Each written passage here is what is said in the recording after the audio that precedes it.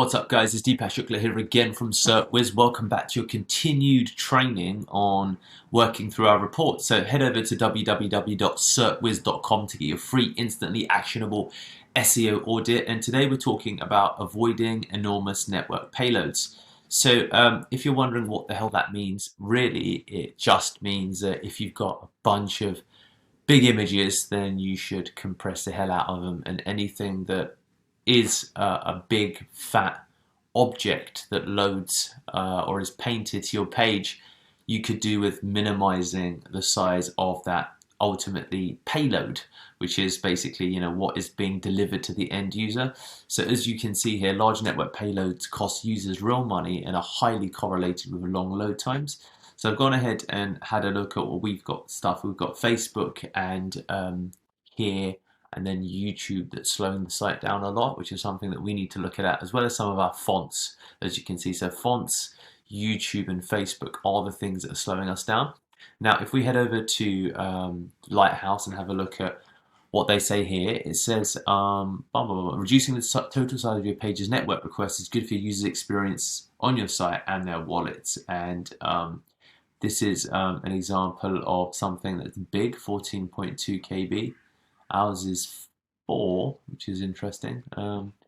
It's actually smaller than what's recommended. Okay, here we go. The median payload is 1.7 to 1.9. Lighthouse flags pages whose network request exceeds 5,000 KB, so we're quite close to the deadline. And it says keep your total size below 16 KB.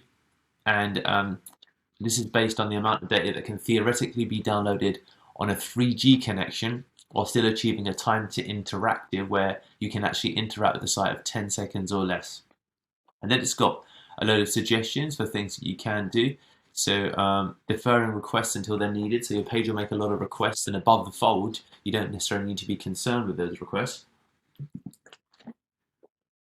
Images, making images as ultimately small as possible, and there's quite a few ways to think about that.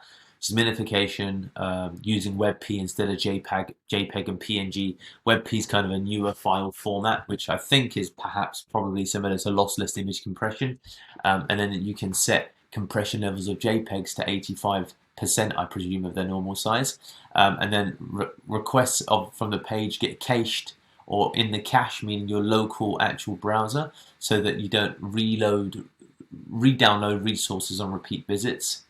It talks about network reliability landing pages. The network reliability landing page. So depending upon the reliability of the network, you'll be able to do that. So they've got, of course, different guidance for different stacks depending upon what your stack is. I won't go into all of them. I'll go through the ones that relate to WordPress, excerpts in your post lists, reducing the number of posts shown on a given page. Breaking down your long post into multiple pages, or using a plugin to lazy load comments.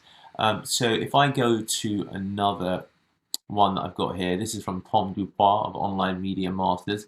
We'll go through his 15 ways very quickly. We'll just stop here really.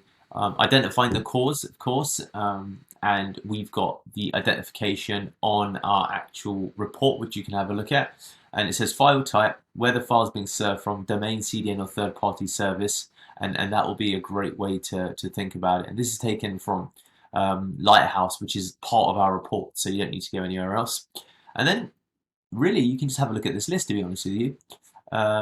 If you've got any of these problems, I mean, slow page builders is definitely, like, for example, a challenging one. We use Elementor for some of our page builds, and that's known as a slow builder. So we're having real problems with that because the cost of transitioning is quite significant, but depending upon where you want to end up for the long-term development of your site, it is something to consider. But yeah, as you can see here, there's 15 elements here. You can go ahead and look at this blog.